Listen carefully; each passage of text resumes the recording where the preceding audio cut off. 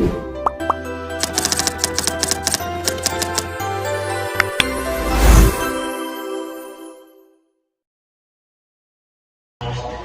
day! After watching the video about cultural awareness in hospitality, one thing that surprised me the most how small gestures like greeting someone in their language or understanding their customs can immediately make a guest feel respected and welcome. I realized that cultural sensitivity does always require big actions. Sometimes it's the simple awareness of personal space, communication style, or even dietary practice that makes a big difference in this guest experience.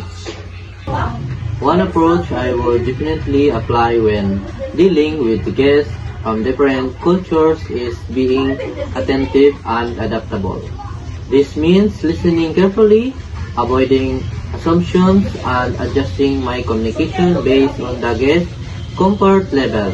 For example, some guests prefer direct eye contact, while others may find it uncomfortable.